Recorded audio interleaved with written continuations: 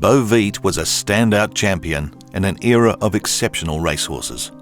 A fiery racing temperament built an enviable record before he earned more kudos in the stallion paddocks. Born in 1936, the Beau pair dominant brown colt was bought at the 1938 Trentham National Yearling Sales by businessman Ralph Stewart for 900 guineas. He was sent to the dominant trainer of the pre-war years, Tommy George. The future Hall of Famer quickly realised that Beau Vite was a one-man horse. He would only be handled by foreman Joe Bromby. Beau Vite was a slow starter. He was unplaced in his first 4 runs. One of them was behind Beau Livre, another son of Beau pair. They would become fierce rivals who found fame in contesting many of the classics in the following years. The talent became apparent towards the end of Beau Vite's 2-year-old season, with 3 wins on home turf at Trentham. The war clouds were gathering in 1939 as Beau Vite followed a line of New Zealand champions to Australia. Beau Vite's second start produced a surprise performance in the Canterbury Stakes. He showed he could sprint and stay. No other notable successes on that trip saw Beau Vite return home. That's when he carved his own niche in the record books. Beau Vite dominated the remaining New Zealand Summer Classics. He won or finished second in 10 races. 6 wins in a row included the St Leger, the Great Northern Derby, and the Awapuni Gold Cup. Beau Vite returned to Australia as a vastly improved 4-year-old in the spring of 1940. He went to the stable of renowned trainer Frank McGrath, but was still under the watchful eye of Joe Bromby.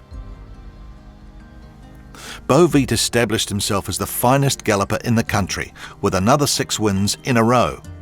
They included the Metropolitan, Cox Plate and McKinnon Stakes. That made him the hottest favourite to win in the Melbourne Cup. That popularity, like Phar Lap in 1930, made Beau Vite a target for criminals. Holes were drilled in a stable wall at night during a thunderstorm. A horse was shot twice. The bullets were meant for Beau Vite. They hit El Galea. Both were brown horses, wearing white bridles and red rugs with white bandages on their hind legs. Beau Vite's box was 18 metres away. Death threats were made against the jockey, and the police mounted an around-the-clock guard. And in the end, Beau Vite finished a close 4th in the Cup. But it's old Rolly from Mackay with tidal wave with the light jacket coming through fast to take 3rd place. The attackers were never found. Beau Vite was brought back to New Zealand after the shooting. He ran in 2 races and won both, the Auckland Cup and the Clifford Plate. Beau Vite returned to Sydney, where Frank McGrath convinced Ralph Stewart it was better to spell the champion in Australia. That's when Joe Bromby parted company with his mate and returned home. Beau Vite's 5-year-old mission was the Victorian Cup's double. The preparations included one of his most memorable wins in the Craven Plate.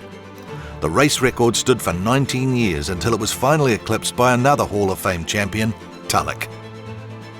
Another Cox Plate and McKinnon Stakes double set high expectations for the Melbourne Cup.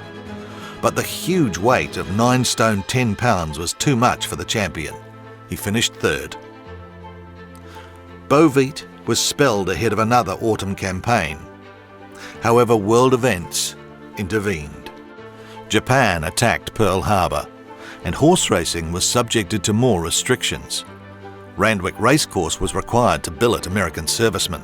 Beau Vite had only 3 more starts before injury saw him retired to stud duties. He was reunited with Tommy George and stood alongside his racing rival, Beau Livre. He was a successful stallion, producing a New Zealand Derby winner in his first crop. The champion died in August of 1956 at the age of 20. Beau Vite will be remembered for his competitive nature. He won more than half of his 60 starts against champion horses on both sides of the Tasman during a 5-year racing career.